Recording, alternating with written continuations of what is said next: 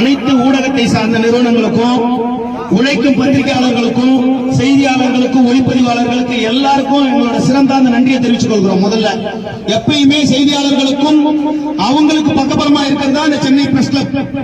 இது நீங்க இங்க இருக்கவங்க எல்லாருமே 25-30 வயதா தொடங்கணுங்க. ஒரு தலைமுறை பத்திரிகையாளர்களுக்கு இங்க உறுப்பினர் அட்டையே தரல.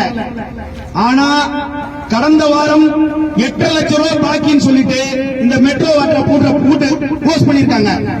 இது 6500 சதுரடி இடம் கட்டிடம் எதுக்கு கொடுத்திருக்காங்கன்னா, பத்திரிகையாளர்ன்றவன் அவன் குடும்ப நிகழ்ச்சிய ஒரு 2000-3000 கட்டிட்டு உள்ள தன்னுடைய வரவேற்பு நிகழ்ச்சியோ, திருமண வரவேற்போ, தன்னோட குழந்தை பிறந்தநாள் நடத்துறதுக்கு மட்டும்தான்.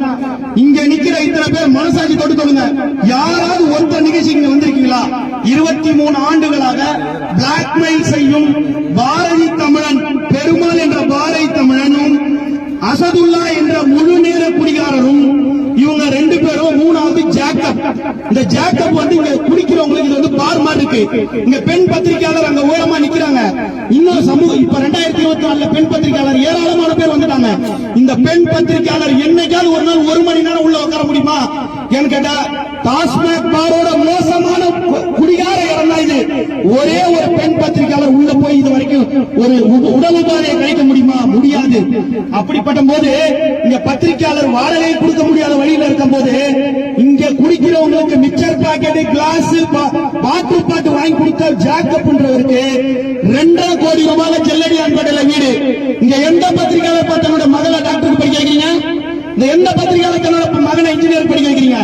இது எல்லாம் பத்திரிகையாளர் மன்றத்தோட காசு. இந்த பணத்தை வெளியே காட்டுறதுக்காக நம்ம D1 காவல் நிலையத்துக்கு ஏத்த மாதிரி இருக்க TNSC வங்கியில 15000, 15000, 20000 23 வருஷமா கணக்காடிட்டே இருப்பாங்க. ஆனா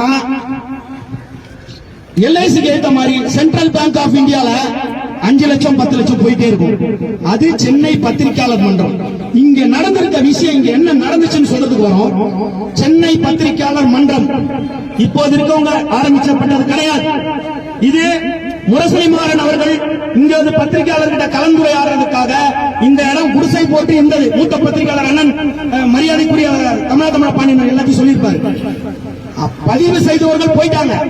பின்வாசல் வழியா வந்த பெருமாள் என்ற மிஸ்டர் 420 பாரதி தமிழன் கார்டு அடையாள அட்டையை டிசைன் பண்ண வந்தவர் இங்க எல்லாருக்கும் அடையாள அட்டையை போட்டு கொடுத்துட்டு ஒரு 15 ஆண்டுகளுக்கு முன்னாடி மார்க்கெட் ஊர்ல நீங்க ஒரு பிரபல ரவுடி இறந்து போனார். சென்னை பிரஸ் கிளப் கார்டு இருந்துச்சு. சென்னை பிரஸ் கிளப்ன்றது இவங்க கிட்ட பதிவெண்ணே கிடையாது. சென்னை பத்திரிகையாளர் மன்றம் அப்படியே தமிழ். சென்னை பத்திரிகையாளர் மன்றம் போட்டிருக்கா மன்றம், அது அப்படியே இங்கிலீஷ் வெர்ஷன். PATRAYAKLARMANDAIM. இதுதான் இவங்களோட அமைப்பு பதிவு பண்ணது. 403 1997. அது இவங்க பதிவு பண்ணல, இவங்களுக்கு முன்னாடி இருந்தவங்க பதிவு பண்ணது. இவங்க 2002க்கு பிறகு ஆண்டறிக்கை கோர்வைக்கு தாக்கல் செய்யப்படாத நிலையில் 12 ஆண்டுகள் கழித்து 2014ஆம் ஆண்டு மார்ச் மாதம் 14ஆம் தேதி அரசிதழில் வெளியிட்டு இதை கலைக்கப்பட்டுச்சு. இந்த சங்கம் கலைக்கப்பட்டுச்சு. நாங்க முறைப்படி RTI தகவல் வாங்கி இளைஞர்களை எல்லாரையும் சேர்த்து 2021ஆம் ஆண்டு சென்னை பிரஸ் கிளப் அப்படின்றத பயன்படுத்திடுவோம். இந்த சென்னை பிரஸ் கிளப் தான் இந்த சென்னை பிரஸ் கிளப். அந்த சென்னை பத்திரிகையாளர் மன்றம்னா அதுக்கு கீழே அந்த சென்னை பத்திரிகையாளர் மன்றம் தான் போடணும். ஆனா இவங்க என்ன சொல்றாங்க, சொந்த இடத்துக்கே வரி கட்டல. சென்னை பத்திரிகையாளர் மன்றம் சொந்த இடத்துக்கே வரி கட்டல. நாங்க இவ்வளவு நாள் உபயோகப்படுத்தி இருந்தோம் சென்னை பிரஸ் கிளப். அதாவது எப்படின்னா, நாங்க மாடு கட்டி வச்சிருந்தோம், எங்க அனுபவத்தில் வச்சு அந்த இடத்தை எங்களுக்கு கொடுங்கன்ற மாதிரி கேட்கிறாரு. இந்த லோகோவை இவர் வடிவமைச்சதே இல்ல. லோகோவை மத்திய அரசு டிரேட்மார்க்ல நாங்க ரெஜிஸ்டர் பண்ணிருக்கோம். காப்பிரைட்ஸ் எங்க கிட்ட இருக்கு 10 வருஷத்துக்கு. இந்த சென்னை பிரஸ் கிளப் ஒழிக்கிறதுக்காக சவுக்கு சங்கர் என்ற ஒரு பிளாக்மெயிலரை வச்சு தொடர்ந்து பதிவுத்துறை செயலராக இருந்த ஜோதி நிர்மலா அவர்களையும் பதிவுத்துறை அமைச்சர்களையும் தொடர்ந்து பிளாக்மெயில் செய்து எங்களோட பதிப்பை சென்னை பிரஸ் கிளப் முறையா ஒரு IAS சிவனருள் IAS அவர்கள் சென்னை பிரஸ் கிளப் வேற, சென்னை பத்திரிகையாளர் மன்றம் வேறன்னு ஒரு ஜிஓ போட்டிருக்காரு.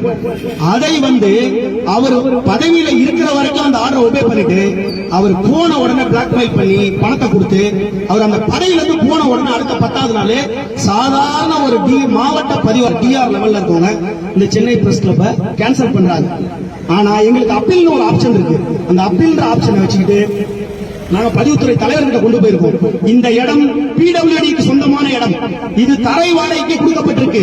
எல்லாரும் தெரிஞ்சுக்கங்க பத்திரிகையாளரே, இஷ்டலிங்கேஸ்வரர் கோயில் ஒண்ணு இருக்கும். அந்த குருக்கள் 100 ரூபாய் மாசம் மாசம் வாடகை கட்டுறாரு. இவங்க கட்டக்கூடாதுன்றதுக்காக பிடபிள்யூடியில் இருக்க ஆவணங்களே மறைச்சிட்டாங்க இன்ஃபுளுன்ஸ் வச்சு. பிடபிள்யூடி தரை வாடகைக்கு மாதம் 275 ரூபாய்க்கு ஒரு சதுரடி கொடுத்த வாடகைய மாதத்துக்கு 2800 ரூபாய் வரும். இந்த இடத்துக்கு 30 வருஷமா வாடகையை கட்டல. அந்த ஆவணத்தையும் ஒழிச்சிட்டாங்க. நாங்க பிடபிள்யூடில இருந்து அந்த மேப்பை எடுத்து பார்க்கும்போது இந்த இடம் பத்திரிகையாளர் மன்றத்துக்கு கொடுத்தல, சென்னை பிரஸ் கிளப் கொடுத்தது. இவர் எதுக்கு அழகான தமிழ் பேரை சென்னை பத்திரிகையாளர் மன்றம் பயன்படுத்தலனா, சென்னை பிரஸ் கிளப்ன்ற பேரை தான் கேரளா, கர்நாடகா, ஆந்திரா, டெல்லியில போய் அங்க பயன்படுத்தி கோல்மால் பண்ண முடியும்ன்றது. அவர் செய்த கோல்மாலை என்னைத்தையுமே மூத்த பத்திரிகையாளர் அண்ணன் விட்டு வச்சிருக்காரு. ஆனா இப்போ அரசுக்கு இதன் மூலியமா நாங்க தெரிவிச்சுக்கிறது என்னன்னா, அனைத்து பத்திரிகையாளர் அமைப்பின் ஒரு கொடையா இது இருக்கணும். அனைத்து அமைப்பை சேர்ந்த பிரதிநிதிகளும் இது உள்ள வரணும். இதற்கு இந்த பத்திரிகையாளர் மன்றத்தை பூட்டணும். பூட்டிட்டு அரசு தரப்புல ஒரு அதிகாரியை நியமிச்சு ஒட்டுமொத்த பத்திரிகை அமைப்பின், இது ஒரு அம்பர்லா ஆர்கனைசேஷன். பிரஸ் கிளப்ன்றது ஒரு அம்பர்லா ஆர்கனைசேஷன். இவங்களோட அந்த அம்பர்லா ஆர்கனைசேஷன் கருப்பு, சிவப்பு, பச்சை, மஞ்சள் இருக்க மாதிரி எல்லாமே இருக்கும். எல்லா தலைவர்கள் இருப்பாங்க. ஆனா சென்னை பிரஸ் கிளப்ன்றது மொத்த பத்திரிகை, ஒட்டுமொத்த பத்திரிகையாளருக்காக நலனுக்காக கொடுக்கப்பட்ட கட்டிடம். இடம் தாய் ஒரு தனிநபர் கட்டி கொடுத்தாரு. அவரும் ஒரு ஊடக நிறுவனர். ஆனா பத்திரிகையாளர் தான் கட்டி கொடுத்தாரு. ஆனா இவர் ஒரு தனிநபரா இருந்து இதுவரைக்கும் பல கோடி ரூபாய் கையாடல் பண்ணியிருக்காங்க. அதனால நாங்க இது பிரஸ் கிளப்போட இடம், இது பிடபிள்யூடி இடம். நாங்க இந்த கட்டடத்துக்குள்ள இப்ப போறோம். இத பூட்டினதுக்கு அப்புறம் தான் போறோம். நாளைக்கு பொதுக்குழு